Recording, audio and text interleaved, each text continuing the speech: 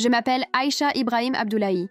Je suis née et j'ai grandi à Kono, dans le nord du Nigeria, dans une communauté où la foi musulmane ne faisait pas seulement partie de la vie, elle était la vie.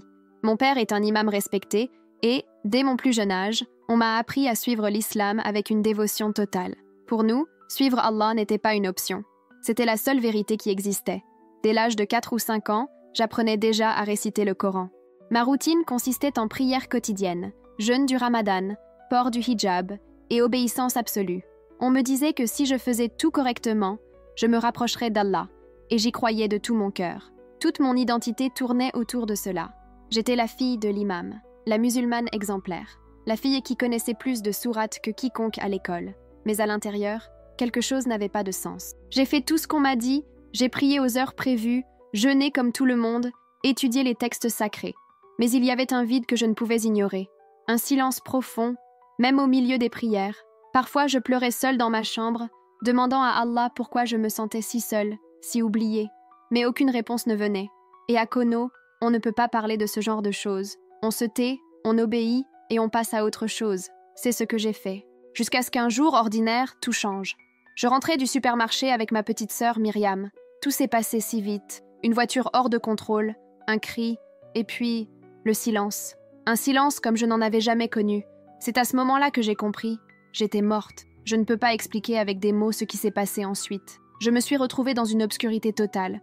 Mais ce n'était pas seulement une absence de lumière. C'était comme si le temps s'était arrêté. Et là, au milieu de nulle part, quelqu'un est apparu. Ce n'était pas une vision. Ce n'était pas un rêve. J'ai vu Jésus. Oui, Jésus. Je sais combien cela paraît étrange, surtout venant de quelqu'un comme moi. Une musulmane, fille d'imam, élevée dans le rejet de tout ce que le christianisme représente. Mais là, devant lui, j'ai ressenti quelque chose que je n'avais jamais ressenti auparavant. La paix. Une paix si profonde qu'elle semblait combler tous les vides de mon cœur d'un coup. Il ne m'a pas condamnée. Il ne m'a pas jugée. Il m'a simplement appelée par mon nom.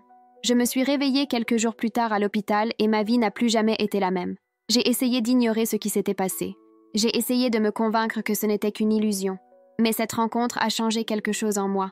Je ne pouvais plus prier comme avant. Les paroles du Coran me semblaient en lointaines. Mais lorsque j'ai commencé à lire sur Jésus, pour de vrai, pour la première fois, ce fut comme si mes yeux s'étaient enfin ouverts. J'ai trouvé en lui la réponse à ce vide qui m'avait hanté toute ma vie. Ce n'était pas facile. Annoncer ma conversion à ma famille a été l'une des choses les plus difficiles que j'ai jamais faites. À Kono, quitter l'islam, c'est signer son arrêt de mort. Mais malgré la peur, le rejet et la douleur, je savais que je ne pouvais plus nier ce que j'avais vécu. J'avais rencontré Jésus, et il m'a donné une nouvelle vie. Aujourd'hui, je partage cette histoire, non pas pour me vanter ni provoquer qui que ce soit. Je la raconte parce que je sais qu'il y en a d'autres, comme moi, qui recherchent l'authenticité, la vérité. Des gens qui suivent les règles, les traditions, mais qui se sentent néanmoins perdus et seuls. Si vous êtes l'une de ces personnes, je tiens à vous dire, il existe un chemin. Et ce chemin porte un nom. Son nom est Jésus. Pour être honnête, même quand j'étais enfant, il y avait une guerre silencieuse en moi. Je me souviens d'un jour particulier, alors que j'avais environ 12 ans. J'étais assise dans la section réservée aux femmes de la mosquée, tandis que tout le monde autour de moi priait les yeux fermés, murmurant des versets du Coran. De l'extérieur, tout semblait paisible, mais intérieurement, je me sentais complètement vide. J'ai regardé autour de moi et je me suis demandé « Pourquoi ne ressens-je rien ? Pourquoi me sens-je si éloignée d'un Dieu qui devrait être si proche ?» Je n'ai jamais osé le dire à voix haute, ni à ma mère, ni à mes frères, ni même à moi-même en fait. Je gardais tout ça en moi, au plus profond de moi. Dans notre culture, surtout en tant que femme, poser des questions est déjà perçu comme un signe de rébellion. Et remettre en question quelque chose de spirituel était pratiquement impardonnable.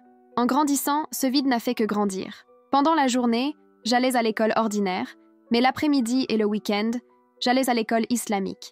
Pendant que les filles de mon âge parlèrent de mariage, d'enfants et de leur avenir avec leur mari, je restais assise en silence, essayant de comprendre pourquoi mon âme était si agitée. Le soir, je m'agenouillais pour prier et demandais à Allah de m'accorder la paix. Juste un peu, juste un instant. Mais la paix ne venait jamais. J'ai commencé à croire que quelque chose n'allait pas chez moi.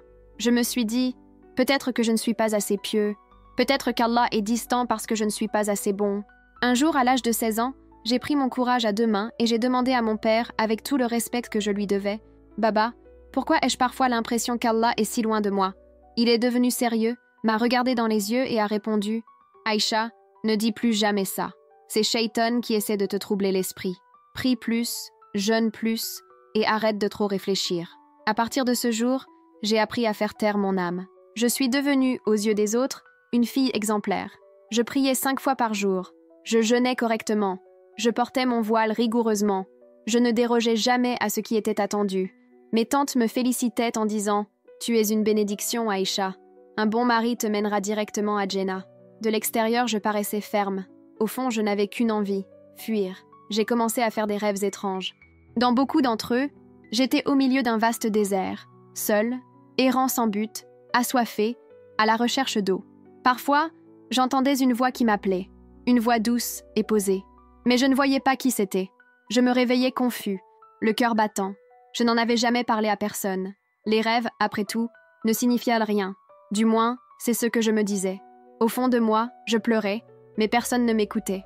Jusqu'à ce que ce jour arrive, ce que j'appelle désormais mon au revoir silencieux. Je suis allée au marché de Sabanori avec ma petite sœur, Myriam. Nous achetions des oignons et des épices pour ma mère. Je m'en souviens comme si c'était hier. La chaleur du soleil perçant mon voile, les rues poussiéreuses, l'odeur des aliments frits sur les étals. La vie continuait comme d'habitude. Nous traversions la rue près du carrefour principal. Et puis, tout s'est produit soudainement. Un bruit assourdissant. Un cri. Myriam hurle mon nom. Et puis, le silence. Un silence pesant, dense, comme si le monde s'était arrêté. Beaucoup de gens me demandent « Qu'est-ce que ça fait de mourir ?» En vérité, à ce moment-là, je n'ai ressenti aucune douleur. C'était comme si quelqu'un avait éteint la lumière. Tout s'est arrêté. Et sans que je m'en rende compte, je n'étais plus là. J'étais ailleurs. Je ne peux pas vraiment l'expliquer avec des mots. C'était un endroit sombre, certes, mais pas comme l'obscurité de la nuit. C'était plus profond, comme si même le temps s'était suspendu. Et c'est là que le véritable voyage a commencé. C'est là qu'il m'a trouvée. Mais avant de continuer, j'ai besoin que vous compreniez quelque chose de très important. Je ne cherchais pas Jésus. Je ne voulais pas être chrétien. Je n'ai même plus posé de questions. J'avais déjà renoncé à essayer de comprendre le vide qui m'habitait. J'étais un musulman fervent, élevé dans les traditions les plus strictes de Kono. Je croyais connaître Dieu. Mais là, au moment de ma mort, j'ai découvert qu'en réalité, je ne l'avais jamais vraiment connu. Dans la suite de mon histoire, je vous raconterai ce qui s'est passé lorsque cette obscurité a été brisée par une voix qui m'a appelée comme personne ne l'avait jamais appelée auparavant. Et c'est cette voix qui a tout changé. Ce que beaucoup de gens ne comprennent pas, ou peut-être ne réalisent-ils même pas, c'est que porter le hijab, suivre toutes les règles de l'islam, jeûner pendant le ramadan et réciter le Coran par cœur ne signifie pas nécessairement avoir la paix dans le cœur. J'ai tout suivi. J'étais obéissant, respectueux, dévoué. De l'extérieur, j'avais l'air du parfait musulman de Kono. Mais à l'intérieur, c'était la guerre. Et personne ne le savait. Ni ma mère, ni ma sœur Myriam, ni même ma meilleure amie. Je le cachais si bien que parfois, je ne savais même pas comment exprimer mes sentiments. Parce que chez moi, dans ma communauté, admettre ses doutes revenait à admettre sa faiblesse. Ou pire, c'était comme déclarer la guerre à Allah. Et je ne ferais jamais ça. Je ne voulais pas faire honte à mon père. C'était un homme respecté, un imam. Les gens le suivaient, l'écoutaient, lui faisaient confiance. Comment pouvais-je lui dire que sa propre fille se sentait perdue, que sa propre fille s'agenouillait parfois sur le tapis de prière, priait jusqu'à ce que ses genoux lui fassent mal, et pourtant tout ce qu'elle entendait était le silence. Il y avait des nuits où je restais éveillée, silencieuse, les yeux rivés au plafond de ma chambre, les larmes aux yeux. Je cachais mon visage avec mon foulard, juste pour que ma respiration difficile ne réveille pas ma sœur endormie à côté de moi. Je pleurais non seulement avec mes yeux, mais avec mon âme. Un cri qui demandait silencieusement « Pourquoi me sens-je si vide? Pourquoi mes prières n'atteignent-elles jamais le plafond? Y a-t-il quelque chose qui ne va pas chez moi ?» J'ai commencé à prier plus que nécessaire. Il récitait plus de Coran qu'on ne l'attendait de moi. Je me réveillais aux petites heures du matin pour accomplir la prière de Tahajjud, persuadée que peut-être là, dans le silence de la nuit, Allah m'entendrait enfin. Mais rien ne changea. J'entendais mon père prêcher la miséricorde d'Allah, l'amour de Dieu. Mais je ne ressentais pas cet amour. Du moins, pas de la manière dont il le décrivait. Allah, à mes yeux, me semblait distant, froid, tel un juge qui observe d'en haut, mais ne s'implique jamais. Parfois, je me demandais, m'a-t-il rejeté? Ai-je péché sans le savoir? Suis-je indigne de son attention? J'ai commencé à me détester. Je me sentais sale. J'avais tort. J'ai regardé ma mère prier et sourire après coup, comme si tout allait bien, comme si elle avait trouvé quelque chose que je ne pourrais jamais accomplir. Et je l'enviais pour ça. Je voulais ressentir ce qu'elle ressentait. Je voulais vraiment être vue par Dieu. Mais au lieu de cela, je me sentais invisible. Je me souviens d'un vendredi, après la prière du vendredi. Mon père était dans la cour, apprenant aux garçons du quartier à mémoriser la sourate suivante. J'étais assis à côté de lui, tranquillement, un Coran à la main. De l'extérieur, tout semblait normal, mais intérieurement, mon cœur hurlait. J'avais envie de demander « Baba, et si quelqu'un fait tout correctement, mais se sent toujours vide ?» Mais je n'en ai pas eu le courage. Au lieu de cela, j'ai souri, feint la paix et aidé à distribuer les livres. Cette nuit-là, j'ai pleuré à nouveau. Je me suis adressée directement à Allah. J'ai demandé « Pourquoi sembles-tu si loin de moi? Pourquoi restes-tu silencieux ?» Mais une fois de plus, il n'y a pas eu de réponse. Et ce silence m'a brisée. J'ai pensé à m'enfuir. Pas physiquement, car où irais-je? J'étais juste une fille de Kono. Et quitter l'islam, ça ne m'a même pas effleuré l'esprit. C'était plus que la religion. C'était ma culture, mon identité, ma vie. Je ne savais même pas ce qui existait au-delà. Le christianisme, ce n'était même pas envisageable. Dans mon esprit, les chrétiens étaient des sudistes, comme beaucoup les appelaient. C'était une foi dont on ne parlait pas. Je la croyais fausse. C'est ce qu'on m'avait appris depuis mon enfance. Je n'aurais jamais imaginé qu'un jour, tout cela changerait. Mais Dieu avait d'autres plans. J'ai donc gardé mes questions bien au fond de moi, enfouies là où personne ne pouvait les voir. Chaque matin, je mettais mon hijab, me tenais sur le tapis de prière et parlais à un Dieu qui, au fond, je n'étais même pas sûre qu'il m'écoutait. Extérieurement, j'étais la fille dévouée. Intérieurement, j'étais une fille étouffante, piégée, me sentant de plus en plus vide, de plus en plus lasse de me battre. Et je me demandais sans cesse, est-ce ainsi que la vie sera pour toujours? Mais la réponse n'est jamais venue. Cette lutte silencieuse est devenue une partie intégrante de moi. C'est devenu ma routine, mon secret le mieux gardé, jusqu'au jour de l'accident, jusqu'au jour où ma vie, telle que je la connaissais, a pris fin. Et, enfin, une autre voix m'a répondu. Je me souviens de ce jour comme si c'était hier. C'était un samedi. Le soleil brillait, brûlant haut dans le ciel. Les rues de Kono étaient animées, pleines de gens qui allaient et venaient, comme toujours.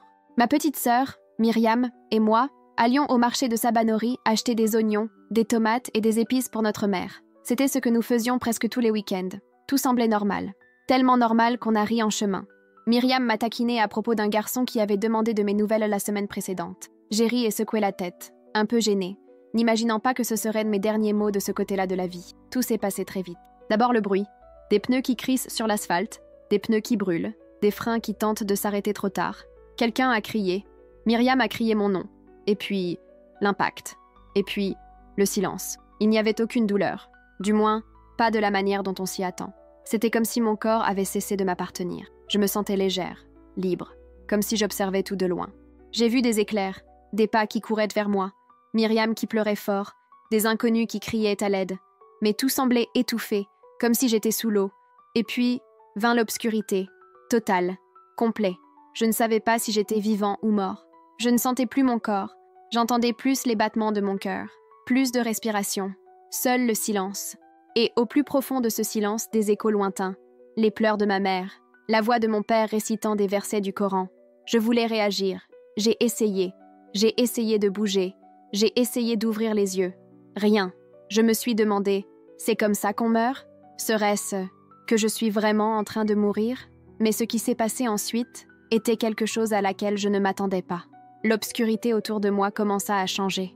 Elle devint plus dense, plus lourde, comme si ce n'était pas seulement une absence de lumière, mais une présence, quelque chose de vivant, quelque chose qui voulait m'engloutir tout entier. J'ai paniqué, j'ai essayé de prier, j'ai essayé de réciter Ayatul Kursi, comme on me l'avait appris. Mais rien ne venait. Mon esprit était... Les mots qui autrefois me venaient, si naturels, avaient disparu. Et c'est à ce moment-là, au milieu du désespoir, que j'ai entendu une voix. Au début, j'ai cru que c'était mon imagination. Mais non, c'était réel. Ce n'était ni dur, ni froid, ni distant, comme la voix d'un juge. C'était différent. C'était doux, mais ferme, clair. Et ça m'appelait. Pas Aïcha Ibrahim Abdullahi, comme mes parents m'appelaient. Juste Aïcha, gentiment, avec intimité, en tant que quelqu'un qui me connaissait profondément. À ce moment-là, je me suis figée. Qui m'appelait? L'obscurité commença à reculer, comme des ombres fuyant la lumière. Et puis je l'ai vue, une lumière, au loin, d'abord faible, comme une étoile solitaire dans un ciel noir. Mais elle s'est mise à avancer, lentement, sans hâte, vers moi. C'était comme si elle savait exactement où j'étais. J'avais envie de courir vers cette lumière. J'avais envie de me jeter dans les bras de cette voix qui me parlait avec tant d'amour, mais je ne pouvais pas bouger. J'étais comme prisonnière de moi-même, puis la voix parla à nouveau. « Aïcha, n'aie pas peur. » À ce moment-là, quelque chose en moi s'est brisé. Je me suis mise à pleurer. Ce n'étaient pas des larmes physiques. Mon corps avait disparu. Mais en moi, quelque chose s'est brisé. Une douleur profonde, ancienne, a refait surface. Je me sentais complètement exposée, comme si quelqu'un avait ouvert mon cœur et tout vu. Mais en même temps, je me sentais vue. Je voulais demander « Qui es-tu » Mais les mots ne sont pas sortis. Au lieu de cela, j'ai ressenti une chaleur comme je n'en avais jamais ressenti.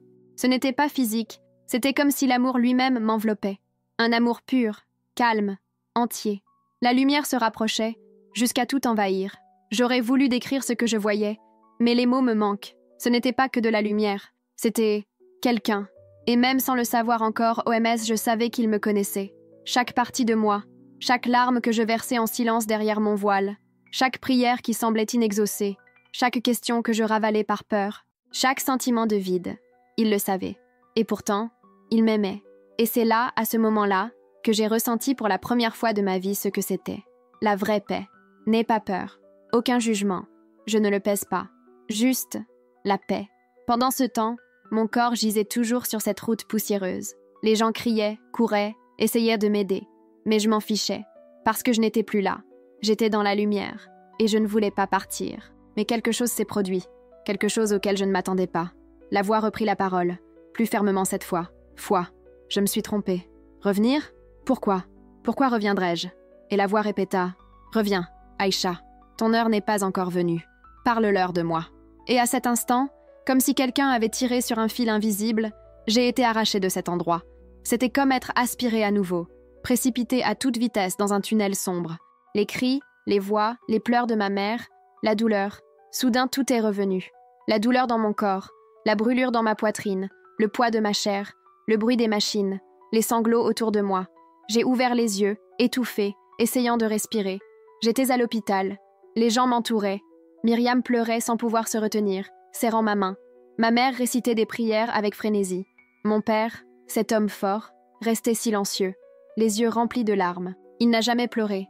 Mais ce jour-là, il a pleuré. Mais je ne pouvais prêter attention à rien de tout cela, parce que tout ce qui résonnait en moi était une seule question. Qui était cette voix ? Qui m'a appelée par mon nom avec tant d'amour ? Et pourquoi m'a-t-il renvoyée ? À l'époque, je n'avais pas les réponses. Moi-même, j'ai commencé à douter. Pendant des mois, je me suis demandé si c'était réel. Était-ce juste un rêve ? Était-ce juste mon esprit au bord de la mort ? Est-ce que j'ai imaginé tout ça ?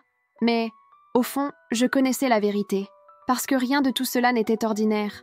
Rien de tout cela ne ressemblait à ce que j'avais déjà vécu. Et s'il subsistait un doute, il a disparu dans ce qui s'est passé ensuite. Alors que j'étais encore inconscient à l'hôpital, quelque chose d'étrange s'est produit. Soudain, c'était comme si j'avais quitté mon corps à nouveau. Je pouvais voir. Pas avec mes yeux, mais je flottais au-dessus de la pièce. J'ai vu mon propre corps étendu là. J'ai vu ma mère serrer ma main en sanglotant. J'ai vu Myriam, appuyée contre le mur, complètement sous le choc. J'ai vu mon père dans un coin, récitant le degré, essayant de rester calme, mais tremblant. Et j'ai pensé, pourquoi pleures-tu ? Je vais bien, je suis là. J'ai essayé de les toucher, de leur parler. Rien n'y faisait. Je n'étais plus dans mon corps. Et pourtant, je n'éprouvais aucune peur. Je me sentais légère. Puis tout a disparu. L'hôpital avait disparu. La chambre avait disparu. Et j'étais ailleurs. Un endroit différent.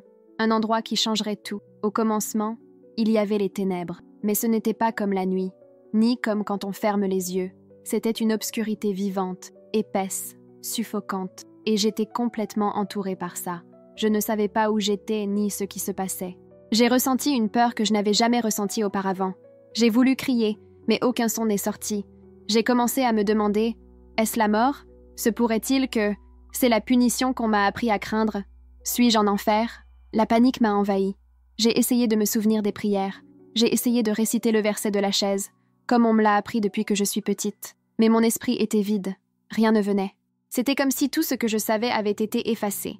Je me sentais impuissante, effrayée, seule. Et juste au moment où je pensais que l'obscurité allait me consumer complètement, quelque chose a changé. Au loin, une lumière apparut. D'abord faible, telle une étoile solitaire dans le ciel le plus sombre. Mais elle a continué à grandir, devenir plus forte. Et à mesure qu'elle s'approchait, l'obscurité commençait à s'estomper, comme de la fumée emportée par le vent. C'est à ce moment-là que je l'ai entendue. Une voix.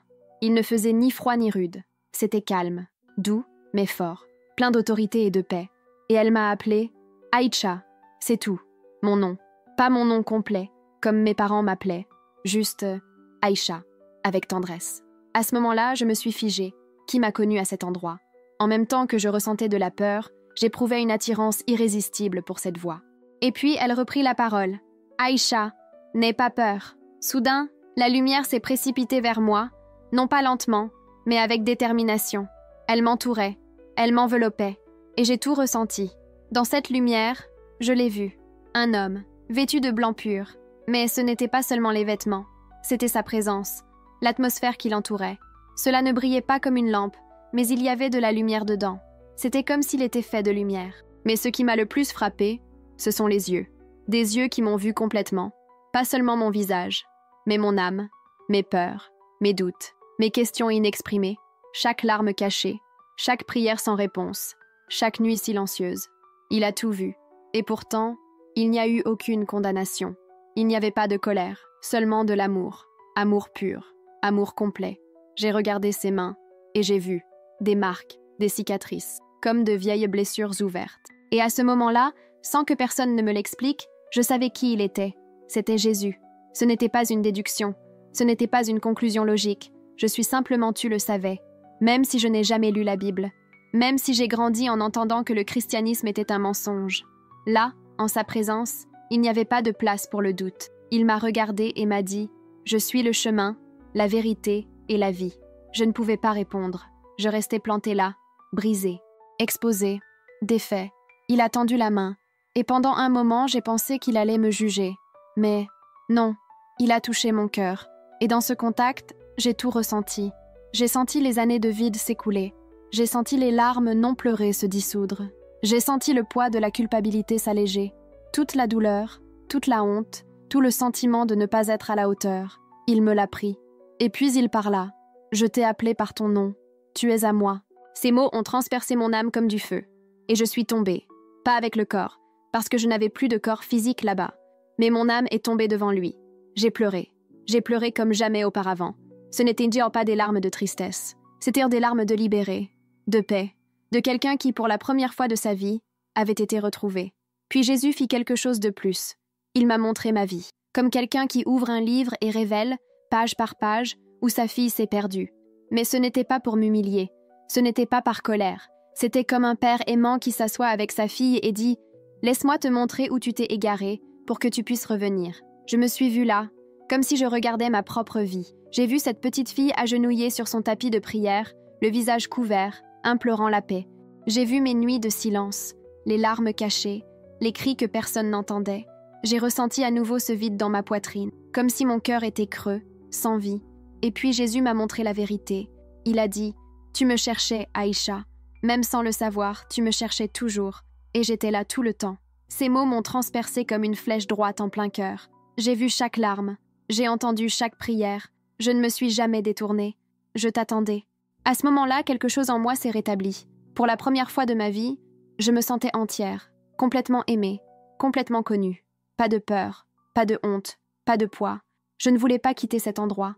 Tout en moi voulait y rester. Mais ensuite, il m'a regardée, avec des yeux remplis d'amour. Oui, mais aussi d'autorité. Et il dit « Foi ».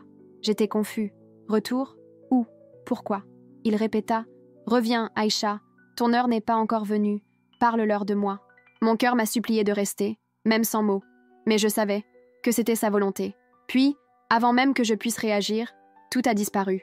La lumière, la paix, la présence. J'ai été tirée en arrière comme si je tombais à grande vitesse, comme si je traversais une soufflerie.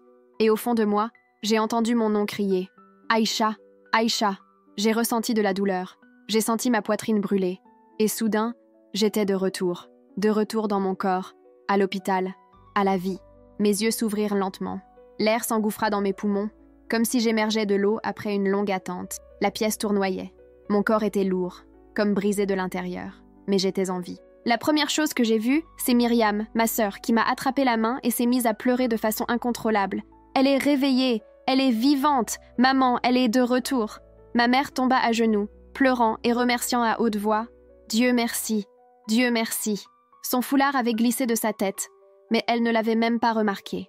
Mon père, l'imam respecté de Kono, se tenait près de la porte, calme, avec les yeux pleins de larmes, quelque chose que je n'avais jamais vu auparavant. Il récitait tranquillement des versets du Coran, essayant de garder son sang-froid.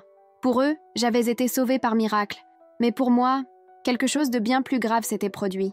Parce que pendant que tout le monde remerciait Allah, tout ce à quoi je pouvais penser était « Jésus, il est venu vers moi.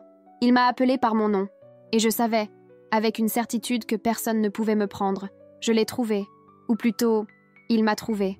Je voulais raconter. Je voulais crier. Je voulais dire à tout le monde ce que j'avais vu, ce que j'avais ressenti. Mais la peur m'a englouti. Comment pouvais-je regarder mon père, un chef religieux, un homme admiré par toute la communauté, et dire que, là où je me trouvais entre la vie et la mort, je n'ai pas vu Allah, j'ai vu Jésus. Et qu'il m'a appelé mien? Les doutes ont commencé à m'assaillir. Et si c'était un test? Et si c'était une erreur? Je me suis souvenu de ce qu'on m'avait appris quand j'étais enfant. Si vous rêvez de Jésus, c'est Shaitan qui essaie de vous embrouiller. Mais peu importe à quel point j'ai essayé de le rationaliser, rien ne pouvait nier ce que je ressentais. Cette lumière était réelle, cet amour était vrai, cette voix m'appelait et j'ai répondu. Pourtant, je suis resté silencieux. Pendant des jours, allongé dans ce lit d'hôpital, je n'ai pas dit un mot sur ce qui s'était passé. J'entendais des voix entrer et sortir de la pièce, des tantes, des infirmières, des amis de la famille. Tout le monde est heureux que je sois de retour. Mais personne n'imaginait d'où je revenais vraiment et avec qui j'avais été. Mes tantes et mes oncles sont venus. La maison était remplie de voix remerciant Allah pour le miracle. Tout le monde disait que j'avais été épargnée pour une raison, qu'Allah avait de grands projets pour moi. J'ai juste souri, sans beaucoup de force. À l'intérieur, mon cœur était en morceaux, parce que je connaissais la vérité. Celui qui m'a sauvée, ce n'était pas Allah, c'était Jésus. Et cela m'a laissé déchirer. Comment vivre avec quelque chose d'aussi profond sans pouvoir le dire à personne? La nuit, quand la maison dormait, je restais éveillée, les yeux fixés sur le plafond, le cœur lourd, les larmes coulant lentement sur mon visage. Il murmura dans le noir, comme un enfant perdu essayant de retrouver son chemin. « Jésus, c'était vraiment toi? Parle-moi encore. Montre-moi que je ne l'ai pas imaginé. » J'avais peur. Peur de m'éloigner de ma foi originelle. Peur d'embrasser quelque chose d'inconnu. Mais surtout, j'avais peur de ressentir à nouveau ce vide, ce silence, ce poids dans ma poitrine qui m'accompagnait depuis des années. Ce que je ressentais dans cette lumière était si réel, si vivant. Je ne voulais pas rater ça. J'ai commencé à lui parler comme s'il était mon ami secret. Pas de rituel, pas de répétition, juste des mots simples. Parfois, je pleurais et je disais « Écoutez-moi, s'il vous plaît ». C'est tout ce que j'ai eu la force de dire. Mais la peur était aussi grande que la soif d'en savoir plus. À Kono, personne n'abandonne simplement l'islam. Ce n'est pas seulement mal vu, c'est dangereux. Des filles ont été déshéritées. Certaines ont disparu. D'autres n'ont plus jamais été connues. Et mon père, un imam, un homme honorable, respecté dans toute la ville. Comment pourrais-je être la fille qui fait honte à sa maison? Alors j'ai tout gardé au fond de moi. Le souvenir de la rencontre, la voix de Jésus, les paroles « Je t'ai appelé par ton nom, tu es à moi ». J'ai essayé de le cacher. Mais ce qui est vrai, même caché, brûle à l'intérieur. Rentrer à la maison après l'hôpital était étrange. Tout le monde a agi comme si j'étais à nouveau la même Aïcha. Mais je savais que je ne serais plus jamais cette fille. Je me sentais comme quelqu'un qui avait quitté un monde et était revenu dans un autre. Mais maintenant, les yeux ouverts. J'ai entendu ma mère prier. J'ai vu mon père réciter le Coran comme toujours. Mais plus rien de tout cela ne m'atteignait. C'était comme si mon cœur était déjà ailleurs, même si mes pieds étaient toujours là. Le matin, je me réveillais avec une sensation d'oppression dans la poitrine. Deux mondes m'attiraient en même temps. D'un côté, tout ce qui m'était familier, ma maison, ma religion, ma famille, ma culture. C'était un monde qui m'a façonné, qui m'a donné une identité. Mais cela ne m'a jamais donné la paix. De l'autre côté, un nom, un visage, une voix. Jésus. Je l'avais vu. Il m'a appelé par mon nom. Et même sans tout comprendre, même sans avoir de réponse, je me sentais à la maison. Je voulais le dire à quelqu'un. Je voulais crier. Mais chaque fois qu'il ouvrait la bouche, la peur venait.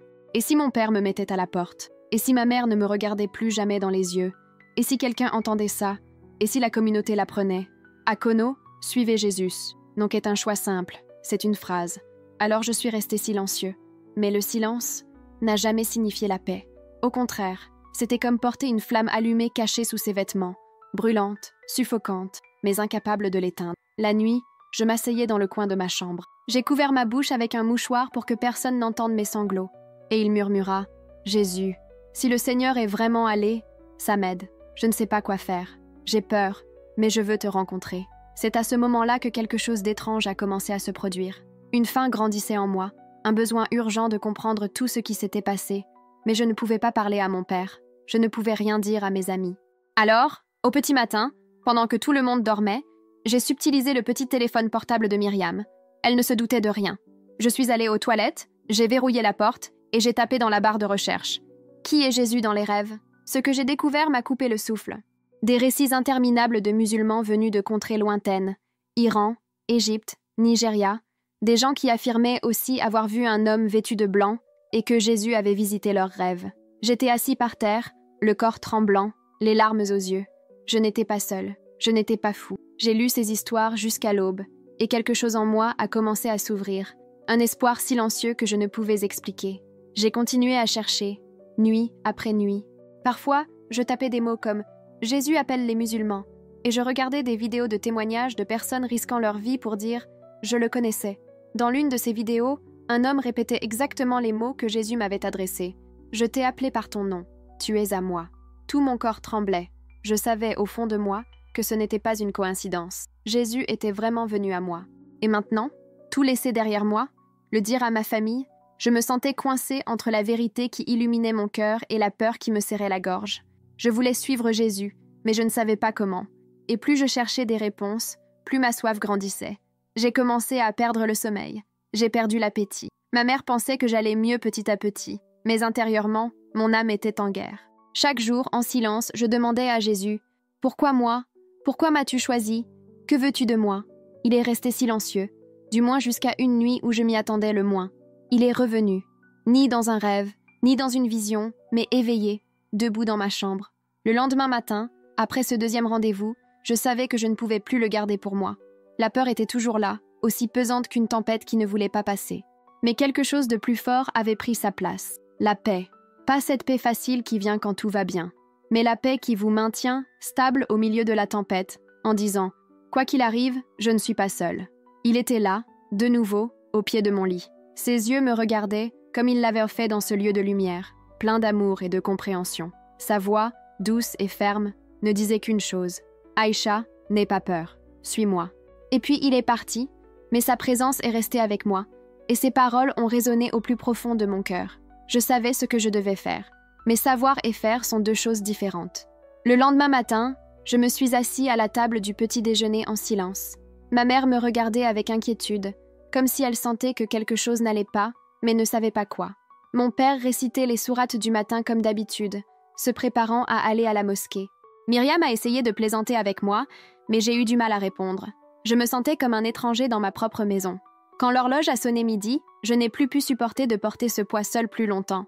J'ai attendu que mon père revienne de la mosquée. J'ai attendu que ma mère ait fini de cuisiner. J'ai attendu que Myriam entre dans la pièce. Alors je me suis assis devant mes parents et j'ai dit les mots que je n'aurais jamais pensé avoir le courage de dire. « J'ai besoin de te dire quelque chose, commençai-je. La voix tremblante, presque un murmure. Mon père leva les yeux, inquiet. Ma mère s'arrêta de cuisiner, tenant sa cuillère en l'air. Myriam sortit de la pièce, curieuse. Je sentais mon cœur battre si fort que j'avais l'impression qu'il allait exploser. « Qui ?» demanda mon père d'une voix calme, essayant de me donner du courage. J'ai avalé difficilement, les mots sortant avec difficulté. « Jésus ». Un silence pesant s'abattit sur la pièce, plus épais que tous les sons que j'avais jamais entendus. Le visage de mon père changea. D'abord la confusion, puis l'incrédulité, puis une peur profonde. Ma mère laissa tomber sa cuillère par terre, sans rien dire. Il fallait que je continue, avant que mon courage ne disparaisse complètement. Quand je suis mort, je n'ai pas vu ce qu'on nous a toujours enseigné. Je n'ai pas entendu la voix d'Allah. Aucun ange n'est apparu. J'ai vu Jésus. Et il m'a appelé par mon nom.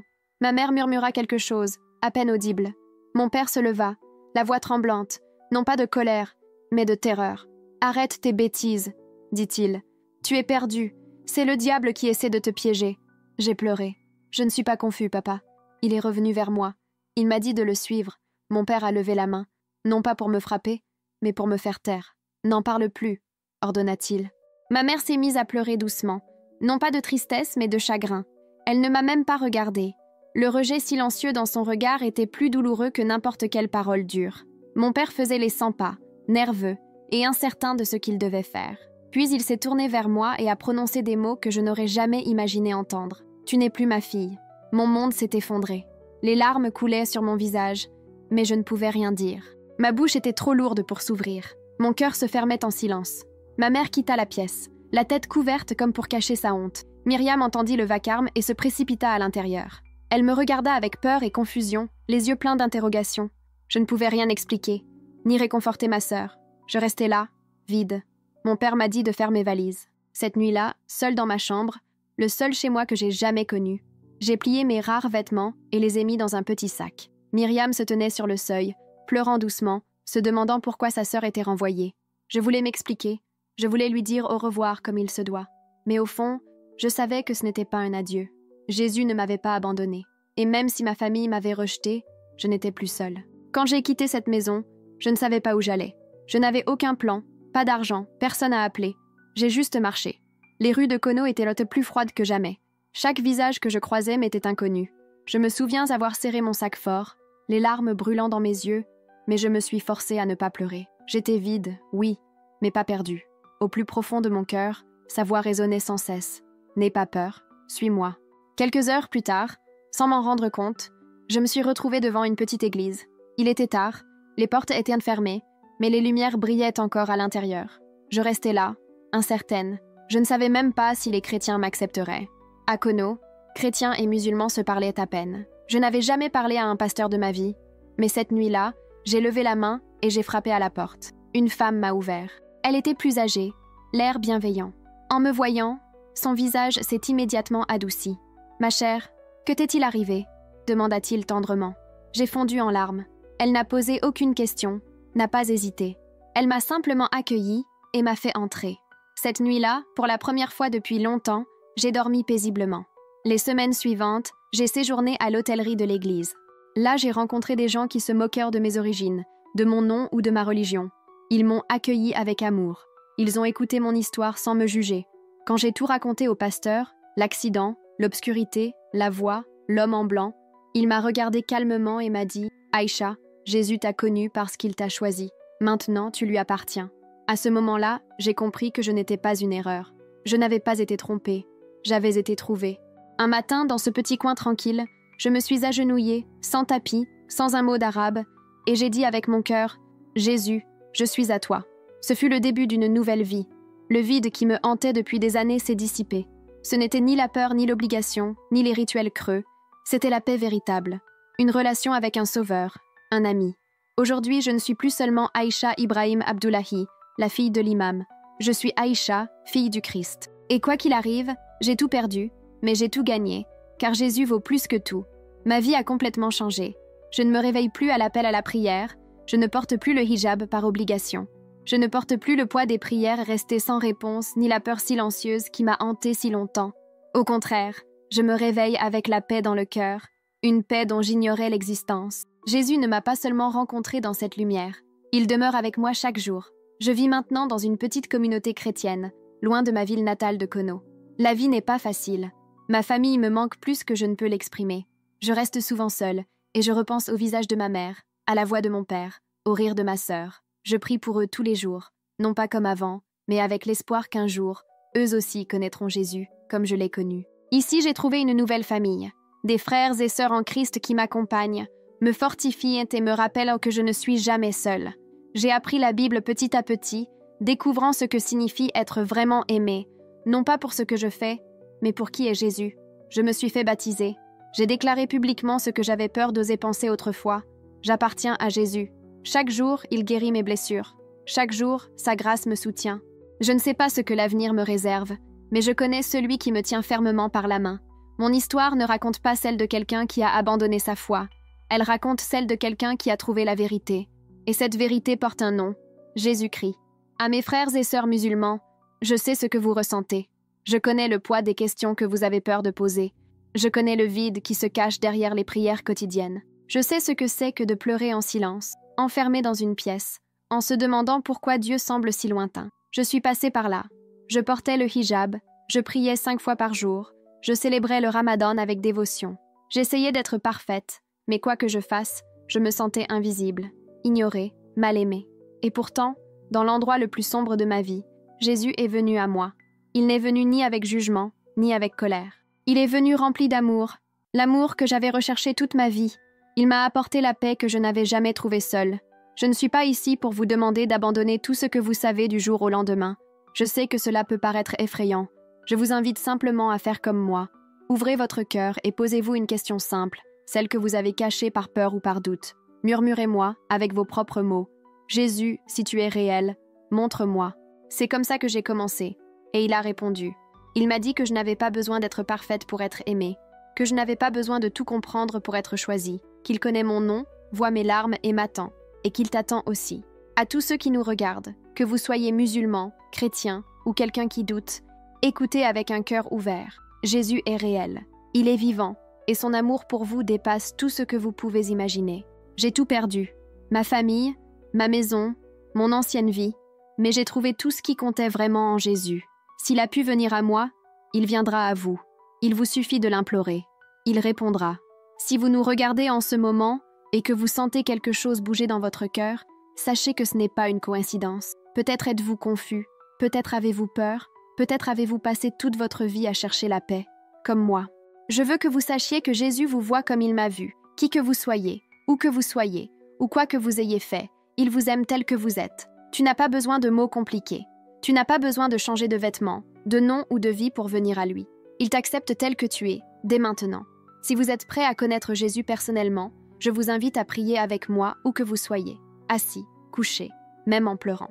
Parlez simplement avec votre cœur. Jésus, je ne sais pas tout de toi, mais je veux te connaître. J'ai besoin de toi. J'ai recherché la paix et je réalise que tu es cette paix. Pardonne mes erreurs, purifie mon cœur. Je te donne ma vie. Sois mon Seigneur, mon Sauveur. Je suis à toi. Amen. Si vous priez cette prière, sachez que le ciel est en fête en ce moment. Et je veux prier pour vous maintenant. Seigneur Jésus, je te remercie pour chaque personne qui écoute ce message. Tu connais leur cœur, leurs larmes, leurs doutes. Je te demande de te révéler à chacun d'eux, comme tu t'es révélé à moi. Enveloppe-les de ton amour. Appelle-les par leur nom. Guéris leurs blessures. Remplace la peur par la paix. Montre-leur qu'ils ne sont jamais seuls. Au nom puissant de Jésus. Amen. Cher ami, bienvenue dans la famille du Christ. Tu es aimé, choisi et chez toi. Merci de m'avoir écouté, d'avoir ouvert votre cœur à mon histoire. Je n'ai pas partagé cela pour attirer l'attention, mais parce que je sais que beaucoup de gens, comme moi, cherchent en silence, ont peur de parler, mais aspirent à la paix véritable. Sachez que vous n'êtes pas seul. Ma vie a changé dès que Jésus m'a trouvé, et je crois qu'il vous appelle aussi. Si cette histoire vous a touché, partagez-la. Faites-la parvenir à quelqu'un qui a besoin de réponses. On ne sait jamais à quel point partager ce message peut transformer une vie. Abonnez-vous à la chaîne où nous partageons des histoires vraies de foi, d'espoir et de transformation. Aimez et commentez d'où vous regardez. J'aimerais prier pour vous personnellement.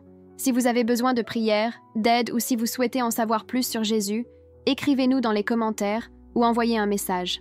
Vous êtes vus, aimés et nous sommes là pour vous. Souvenez-vous, Jésus continue d'appeler. Musulmans, chrétiens, quiconque est prêt à l'écouter. J'en suis la preuve vivante. Jusqu'à la prochaine fois, que sa paix soit avec vous. Continuez à chercher et vous trouverez. Que Dieu te bénisse.